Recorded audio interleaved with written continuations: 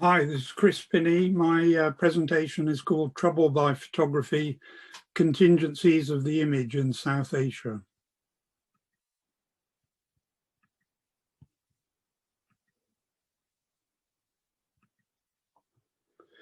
Engaging photography globally entails the study of actually existing social practice. Frequently, the diversity of practice is presented as an argument against the possibility of an ontology of photography, the seemingly unavoidable conclusion being that there are multiple culturally embedded and incommensurable photographies. In this presentation, by contrast, I hope to persuade you that photography's ontology centers on its contingency and the troublesome and subversive nature of the event, and that this is evidenced by the lengths people in different parts of South Asia go to circumvent and suppress this. My narrative describes a kind of figure ground reversal.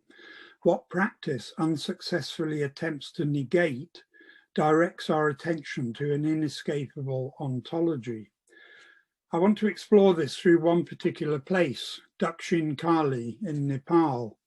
Dakshinkali lies in a small valley to the south of Kathmandu, about 1 hour up a circuitous and ruined road that leads into the hills.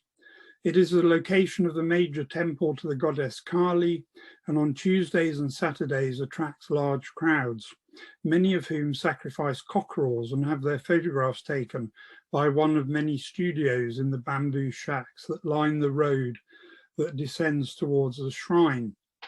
The studios, 20 in total, are all very recent, the oldest, Ram studio, having been established only in 2013. They are all dependent on an equally recent interdiction, the prohibition of photography inside the temple precincts. Dakshinkali is located in a grove in a small valley, and its ancient Kali Murti, or statue, is open to the elements and visible from the forecourt of the shrine. Devotees wait in this area and frequently photograph each other on their mobile phones in front of the general backdrop of the temple. However, photography is forbidden in the visually similar area 10 or 15 feet nearer the actual murti. A flex banner hung above the perimeter of the shrine declares the prohibition in Nepali and English, together with images of cameras crossed through with red lines. This interdiction provides the ostensible alibi for the enthusiastic photographic studio activity that surrounds the shrine.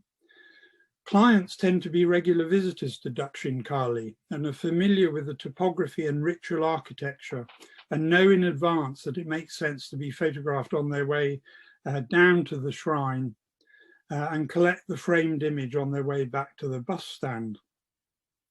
Although referred to as studios, most of the photographic establishments photograph their clients in the street since they lack the space to do this inside. The first one, which one encounters as one alights from the bus, is Matakali Digital Photo Studio, run by two phlegmatic Tamang brothers, who also sell chickens presented in 2 iron cages at the front of the studio for sacrificial purposes. There is a plenitude of studios, but a remarkable singularity of practice. Clients are almost always posed with females on the left side of males, inscribing a gender hierarchy common throughout South Asia, and are most commonly given a plastic bowl to hold, which will then be substituted via Photoshop with an elaborate and opulent display of offerings of the kind which are for sale on the stalls adjacent to the studios. Photographing clients with a camera is the speedy part of the process, after which the image is composed on computers housed in the main part of the shacks. The prohibition of photography provoked Ram, the proprietor of the first studio, to import Photoshop templates from Manakamana, the famous goddess shrine on the Kathmandu Pokhara highway. These are now in the possession of all the studios and depict goats, doves, garlands, and cable cars, among other motifs, alongside the English text, "Sweet memories of Manakamana," and in Nepali, Manakamana Darshan, with the date according to the Vikram Samvat calendar. My suggestion is that modern Dakshinkali photography exemplifies a ritual mode that attempts to suppress or minimize contingency, and that the felt need to do this points to the ontological unruliness and troublesome nature of the photographic event.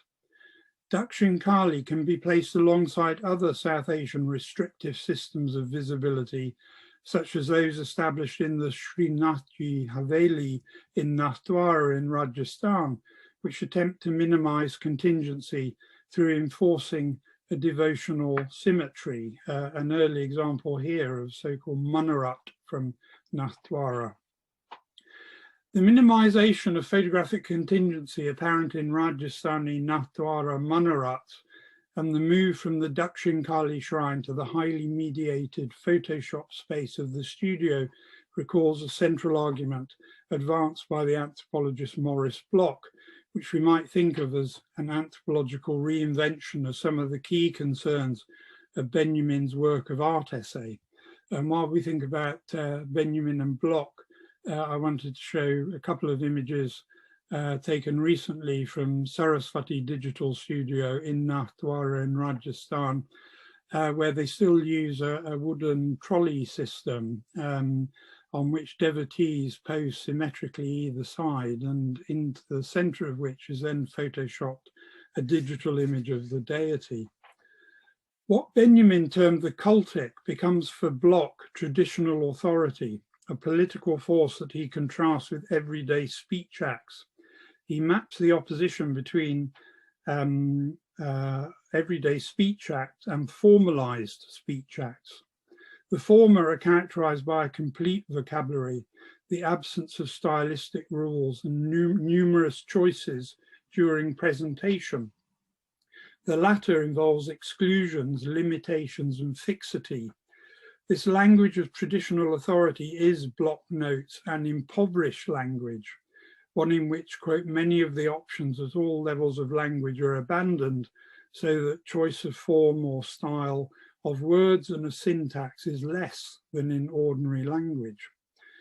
The conventional photographic event has a similar openness to that of everyday speech acts and is marked by contingency and a troublesome unruliness. Here I take my cue from Walter Benjamin again. Recall his observation that, and I quote, "No matter how artful the photographer, no matter how carefully posed his subject, the beholder feels an irresistible compulsion to search such a picture for the tiny spark of contingency, the here and now with which reality has, so to speak, seared through the image character of the photograph." Benjamin, of course, does not deny that the photographer is likely, perhaps certain, to attempt to massage or finesse the pro-filmic. And this is what we see at Dakshinkali and also Nathdwara. But the crucial point is that attempts to eliminate contingency will never be wholly successful. The screen or filter will never be complete because the complexity of the mise en scène and its minute and infinite details will always evade the anxious control of the photographer. The image is seared with the event, which deposits more information than the photographer can ever control. It is this searing which deposits those tiny sparks of contingency which make the photograph such a rich resource for future viewers. This image from Nathdwara testifies both to the attempt to minimize contingency and also to the impossibility of so doing. Something has seared the image, maybe a studio light exploding or a parrot suddenly flying into the studio. The ritualistic devotion and symmetry, devotion to the Srinathji image, maps one aspect of photography as a global practice. The distracted gazes of some of the participants points to the ontology of the photograph, the centrality of the event, and the troublesome unruliness of contingency. Variation in practices and apparent inversions or negations do not imply that a vision of multiple photographies is our only option. A global view need not lead to decentering. The road from Dakshinkali leads back to central questions about photographic ontology. Spatializing and localizing need not result in fragmentation.